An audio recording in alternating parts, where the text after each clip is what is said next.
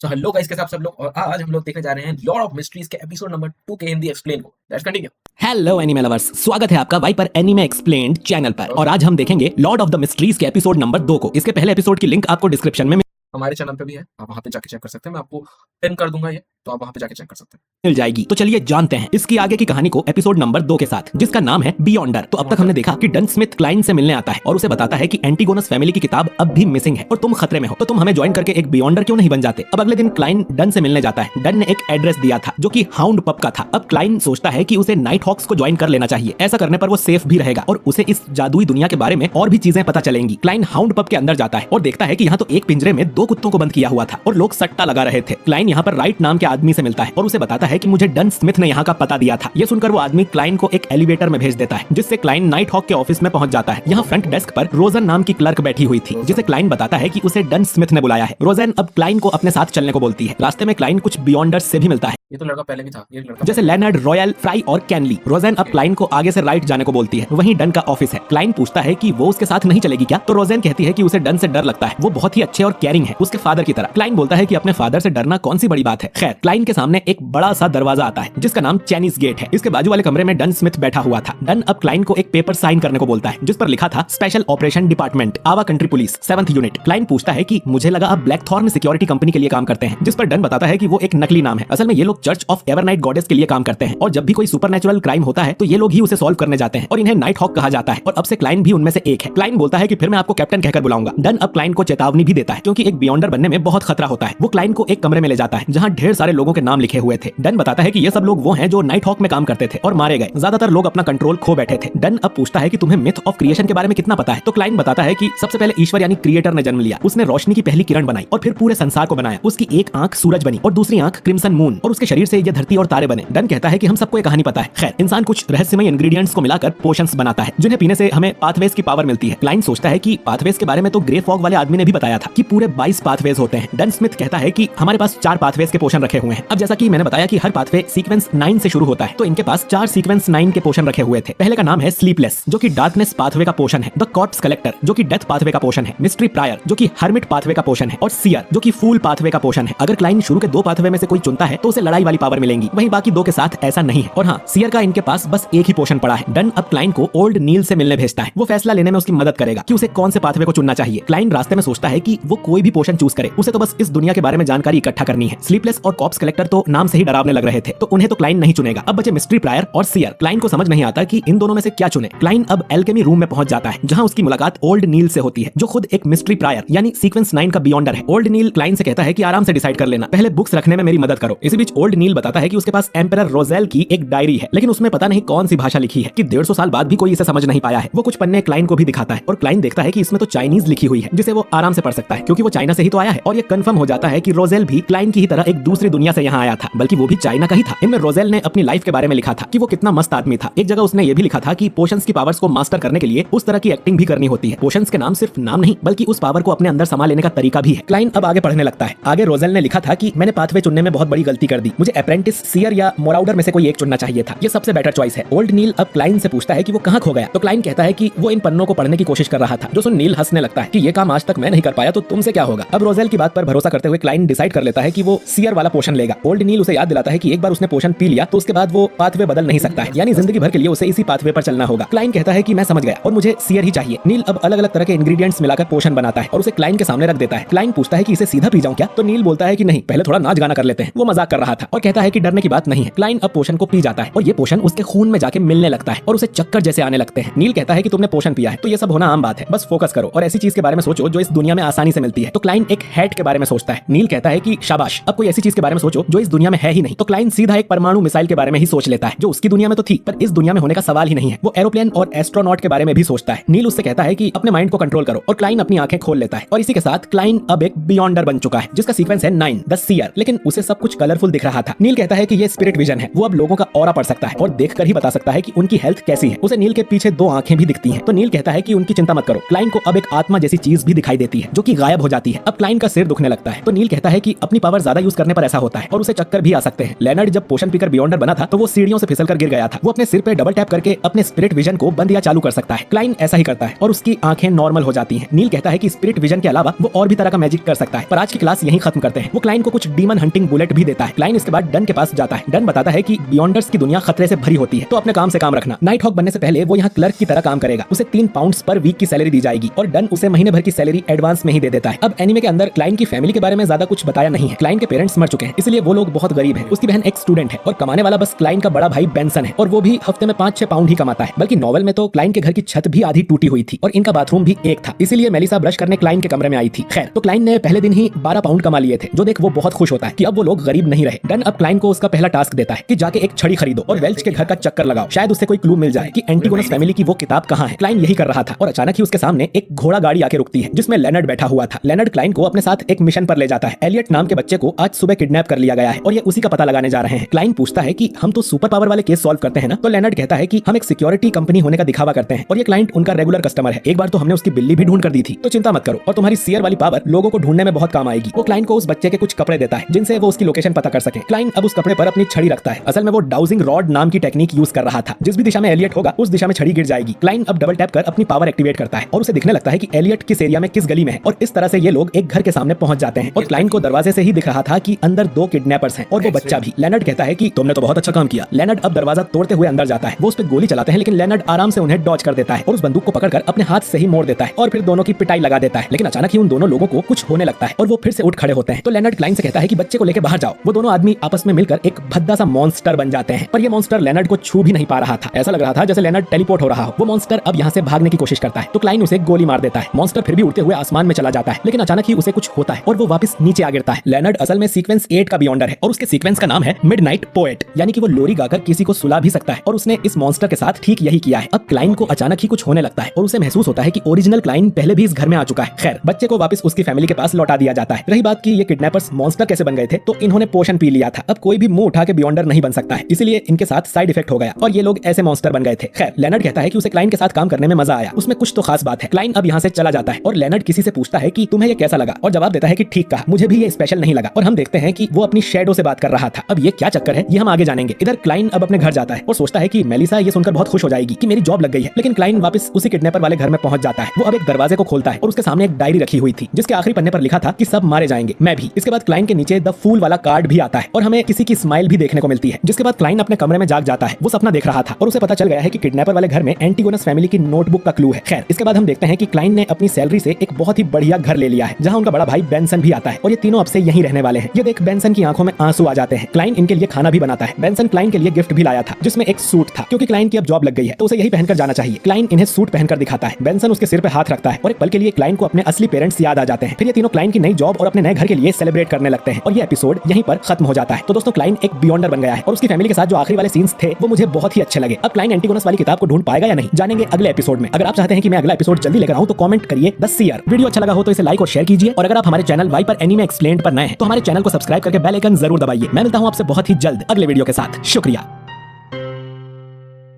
जैसे इन लोगों ने बोला है कि अगर आपको ये वीडियो अच्छी लगी तो लाइक एंड सब्सक्राइब कर लीजिएगा। और हाँ, ये हमने देखा वाइपर एनीमे एक्सप्लेन चैनल पे, अब वहां जाके भी चेकआउट कर सकते हैं। इनके पास और बहुत सारे एनीमेज का हिंदी एक्सप्लेन मिल जाएगा। तो गाइस, अगर आपको वीडियो अच्छी लगी तो लाइक एंड सब्सक्राइब कर लीजिएगा। मैं मिलता हूं आपको अगली वीडियो में, तब तक के लिए बाय।